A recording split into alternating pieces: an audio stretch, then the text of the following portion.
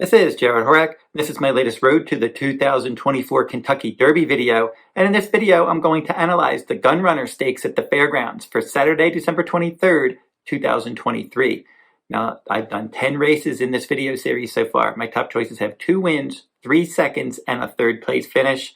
My most recent top choice winner in the Springboard Mile on December 15th, my top choice Otto the Conqueror, got the job done. He paid $4.80.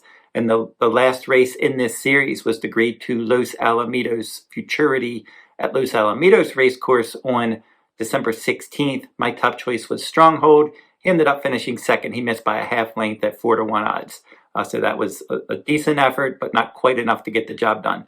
So hopefully we can get back on track with another winner here, but we've done well in our last 2 races in this series, and let's try to keep that momentum going. If you're interested in reading my Kentucky Derby and Kentucky Oaks 2024 articles, head on over to todaysracingdigest.com.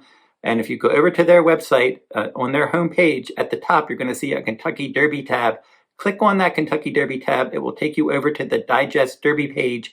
And there you will be able to read my Kentucky Derby and Kentucky Oaks articles and reports. I did my first Road to the Derby blog, and I went through. And in that blog, I went through and I recapped all of the points races, updated the point standings, and gave out my exceptional 11 Kentucky Derby contenders. 2 of those 11 horses are in this Gun Runner Stakes, and I will share that later on in this video. But go on over there and read those articles. I also did my first Kentucky Oaks report, and I went through and I recapped the points races, updated the point standings, and gave out my top 5 Oaks fillies. So you can read both of those reports and much more at todaysracingdigest.com on their Kentucky Derby page. And now we will do the 12th race at Fairgrounds. This 12th race will be run on Saturday, December 23rd, 2023. And this is the $100,000 Gun Runner Stakes for 2-year-olds traveling a mile and a 16th on the main track. We have the post time scheduled for 6:30 p.m. Eastern Time. Now we'll pull up the field. And Next Level for trainer Keith DeSarmo will break from the inside post with David Cohen aboard. We have Catching Freedom, one of 2 Brad Cox runners in this race with Corey Lannery. We have Risk It, one of 2 Steve Asmussen runners with Joel Rosario aboard. Neat for trainer Rob Atras. Raylu Gutierrez is going to ride this one. Footprint for trainer Kenny McPeak. Brian Hernandez Jr. is the pilot. Nash, the second Brad Cox trainee, with Florent Giroux in the irons. Snead for trainer Brendan Walsh. And Jareth Loveberry is the rider. And then we have Track Phantom rounding out the field for trainer Steve Asmussen. Christian Torres is in the irons, and this one will probably show speed. Now we'll look at the last 3 Today's Racing Digest final time ratings to see if we can come out with some good patterns here. And looking at these horses, Next Level got a 119 final rating 3 starts back, and then he had an 80 and then a 98 in his maiden win last time. Catching Freedom's run twice, had a 110 in his debut, and then a 105 second time out. Risk It doesn't seem to be improving for trainer Steve Asmussen. 113, 117, and then he got a 104 last time, but he didn't have the best trip in that race.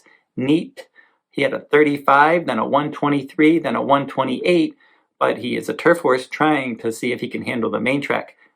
Kenny McPeak's Footprint got a 107, then a 199, then a 113. We have Nash with 2 starts, 110 in the debut, and then he improved to a 123 second time out. Here's another horse on the improve, Snead. He got a 102, then a 108, then a 112. And another one on the improve, Track Phantom, a 111, a 122, and then a 134 in his maiden win last time out. Now the past performances in this video are going to be provided by todaysracingdigest.com. And now we will look at the field, and then I'll give out my top choice.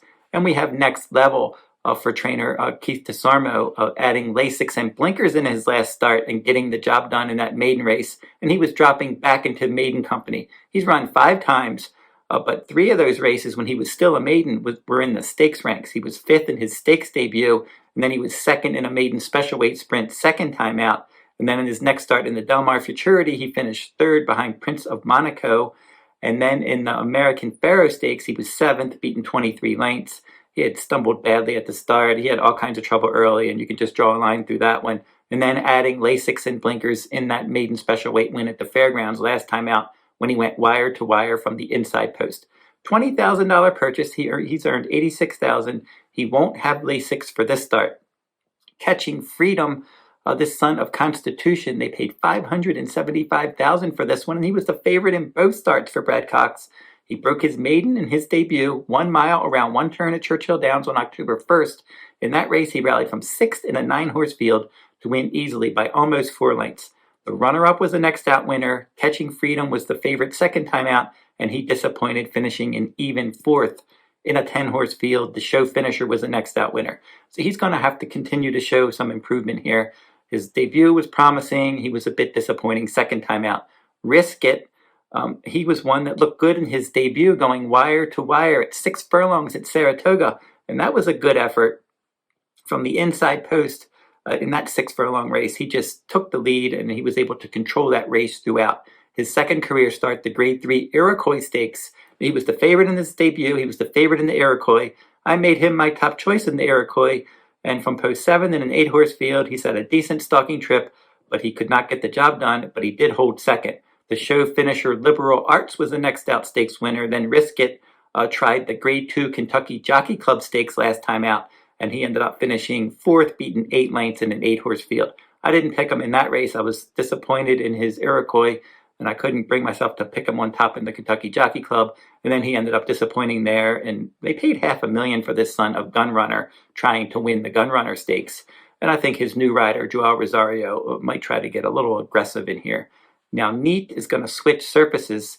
He was nowhere in his 6.5 furlong turf debut at Kentucky Downs, but then he looked good, breaking his maiden at Laurel in a mile and a 16th on turf second time out, chasing from second, then adding Lasix and winning a nice race at the fairgrounds at a mile and a 16th, an optional claiming race there by more than 3 lengths. He added Lasix as the 3-2 favorite, and then the clear runner-up was the next out winner. Now they're going to see if they have a Derby horse. It's worth taking a shot early on here.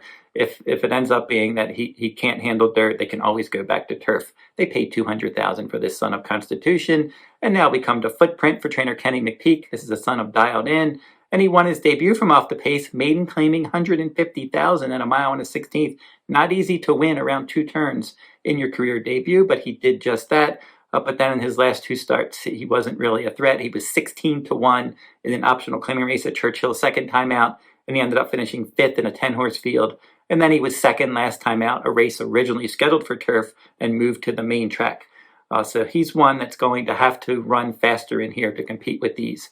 Nash is certainly highly regarded for trainer Brad Cox. This is the son of Medaglia d'Oro. Malibu Moon is the dam sire. Sarah Louise, the dam here, was a stakes winner. Excellent pedigree. Career debut, Booth was just too quick there at 6 furlongs. And Nash was clearly second best. So he couldn't match strides with Booth there.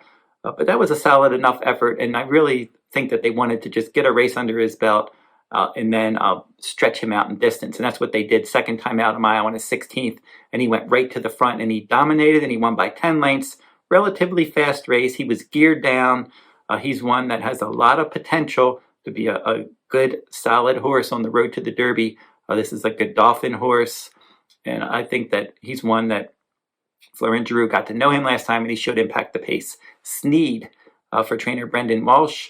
He has back-to-back victories. He started his career on turf, and he was 3rd and 4th in those races. And then in the Slop, a race originally scheduled for the turf, in his maiden win, he rallied from 6th place in a 10-horse field to win by 1.5 lengths. And then last time out, they added Lasix, and he won again, and he won by 7 lengths on the Fairgrounds main track at a mile and a 16th against Optional Claiming Company. He was 3-1, and he rallied and dominated that one. But he's going to have to run faster because he's meeting some promising horses, including Track Phantom. And Track Phantom from the outside post here is a $500,000 son of Quality Road, and he is one that should be all over the pace. The dam Miss Sunset was a stakes winner, and Into Mischief is the dam sire. Good pedigree and a nice progression this one's making. Back-to-back 1-turn miles at Churchill Downs to start his career. He set the pace and finished 3rd in his debut at 10-1. That was a fast track, and then it was the Slop second time out, and he set the pace, and he missed by a 1/2 length in that second career start. And then in his last start, they stretched him out to 2 turns to a mile and a 16th. All those races were at Churchill. He was the favorite. He briefly battled. Then he took the lead. He got up by a 1/2 length, and then he kicked clear in the stretch, and he won by almost 5 lengths. Good effort from that outside post, he should be all over the pace. So looking at the pace scenario here, Track Phantom should be forwardly placed. Nash should be forwardly placed in here. And then you have Risk It, I think, is probably going to be the other horse. And then possibly Next Level. But Next Level's pace ratings last time were slow. 24 and 2, 49, 114. He was setting the pace. Not going to get you're not going to be able to set the pace in here with those kind of fractions. So look for Risk It, Track Phantom, and Nash to be the three most forwardly placed runners. And my top choice is going to be Nash. And right now he is my top contender on the road to the 2024 Kentucky Derby. So if you go over and read my Kentucky Derby blog, Nash is my #1 Derby contender. And I'm hoping that he can springboard here and pick up some Derby points and really elevate his chances on the road to the Derby. I really think that this horse has a lot of potential. We'll see how it plays out. Sometimes they just don't improve as we get on the road to the Derby. Some horses handle it, some don't. But Nash certainly looks like one that could. He'll be my top choice in here. He should be all over the pace. Track Phantom is my second choice, and he is also on my Kentucky Derby list, which you can read at todaysracingdigest.com on their Kentucky Derby page. So Nash over Track Phantom in this race at Fairgrounds, the Gun Runner Stakes for Saturday, December 23rd. So don't forget to like, subscribe, and comment if you like this horse racing content, and keep checking my YouTube channel for all of these Kentucky Derby and Kentucky Oaks videos. And until I see you next time, good luck at the races.